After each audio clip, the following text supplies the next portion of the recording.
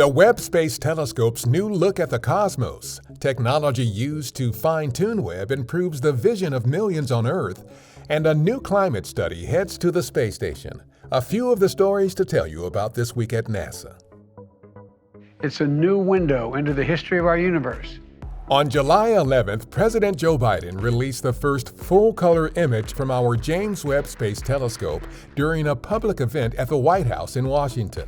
The image, known as Webb's first deep field, reveals thousands of galaxies in a section of the sky so tiny that it is only about as big as a grain of sand that is held at arm's length by a person on the ground. Every part of this mission is a partnership.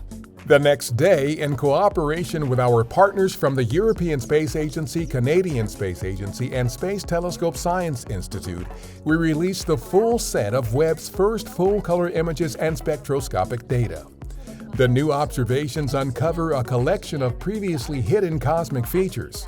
This includes the clear signature of water on a planet outside our solar system that was not detected by previous studies of that planet, the earliest rapid phases of star formation in the Carina Nebula, never-before-seen details of a galaxy group that may help us better understand galactic mergers and interactions, and a second dying star brought into full view for the first time by Webb's new infrared look at a planetary nebula about 2,000 light-years from us.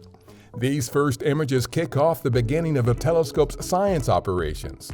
Now, astronomers will have a chance to utilize the power of Webb to observe everything from objects within our solar system to activity from the very early history of the universe. We are now going to be determining things that we don't even know what the questions are that we ought to ask.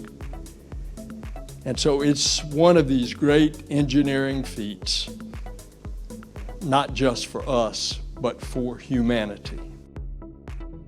Meanwhile, some NASA-developed technology used during construction of the Webb Space Telescope to measure deviations in its mirrors is driving major improvements to LASIK laser eye surgery and helping to improve the vision of millions of people on Earth.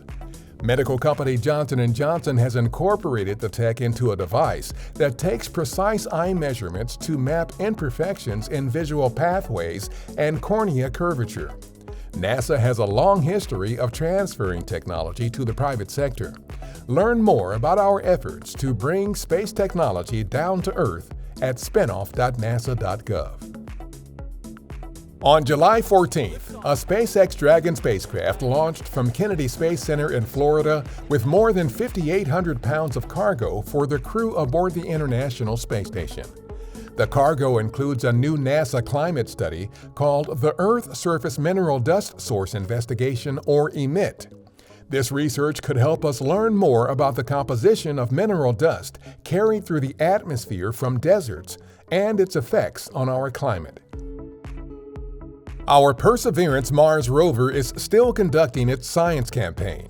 The rover recently collected its 10th rock core sample at Jezero Crater's ancient river delta.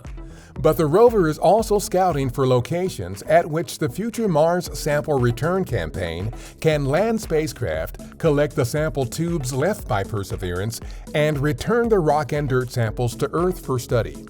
The sites being scouted are under consideration because of their proximity to the delta and to one another, as well as for their relatively flat, lander-friendly terrain.